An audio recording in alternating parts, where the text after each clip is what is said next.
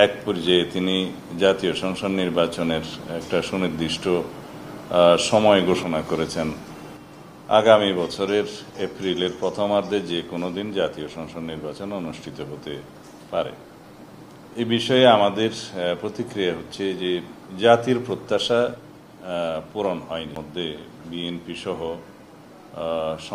আমাদের সমমনা এবং যুগপৎ আন্দোলনে যারা শরিক ছিলেন তারা সহ গণতান্ত্রিক রাজনৈতিক শক্তিসমূহের অধিকাংশ দল, 50-এরও অধিক দল ডিসেম্বরের মধ্যেই নির্বাচনের দাবি জানিয়ে আসছিলেন দীর্ঘদিন থেকে। আমরা যৌক্তিকভাবে ডিসেম্বরের ভিতরেই নির্বাচন অনুষ্ঠানের জন্য আমাদের বক্তব্য সবসময় উপস্থাপন করেছি, যুক্তি সহকারে এবং বিভিন্ন কারণ দেখিয়ে। কিন্তু তিনি সেই বিষয়টি আমলে না নিয়ে এমন একটি সময়ে নির্বাচনের সময় ঘোষণা করেছেন, যেই সময় বলতে গেলে বাংলাদেশের একটা সময় পাবলিক পরীক্ষা থাকে এবং আবহাওয়া সঠিক থাকে না। আর আমাদের জানা মতে ফেব্রুয়ারির 16, 17 অথবা 18 তারিখের দিকে পবিত্র রমজান মাস শুরু হবে। সেই সময় থেকে এক মাস রমজানের সময় এবং ঈদের পরে সেটা সমাপ্ত হবে মার্চের শেষ সপ্তাহে অথবা তার কয়দিন আগে।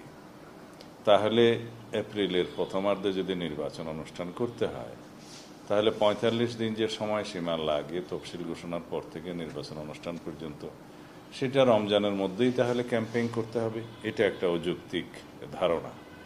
দ্বিতীয় হচ্ছে পাবলিক পরীক্ষাসমূহ আমাদের দেশে এসএসসি এগুলো সেই সময় হয় এবং ওই সময় আবহাওয়া সঠিক থাকে না। এই সার্বিক বিবেচনায় খুব বেশি উনি যদি দেরি করতে চাইলে ডিসেম্বরের পরে জানুয়ারির মধ্যে হতে পারত, সেটা হয়তো গ্রহণযোগ্য বলে মনে হতো সবার কাছে। কিন্তু তিনি সেটা আমলে নেন নাই। উপরন্তু আরও একটি বিষয় আছে, এই আবহাওয়ার বিষয়, পাবলিক পরীক্ষার বিষয়, রমজানের বিষয়, এগুলো বাদ দিলেও একটা সরকার তার দায়িত্ব নেওয়ার পরে 1 মাসের ভিতরে তো জাতীয় বাজেট প্রণয়ন করতে পারে না। আর আমাদের অনেক বেশি প্রতিশ্রুতি আছে। অনেক বেশি বিষয় বিবেচনায় নিয়ে আমরা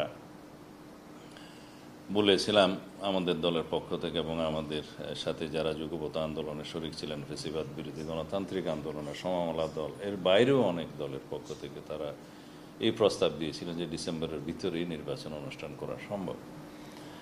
এবং আমরা এই মুহূর্তে আমাদের দলের উচ্চ পর্যায়ে আমাদের স্ট্যান্ডিং কমিটিতে আলোচনা করে বাকি প্রতিক্রিয়া জানানো হবে আমাদের পক্ষ থেকে।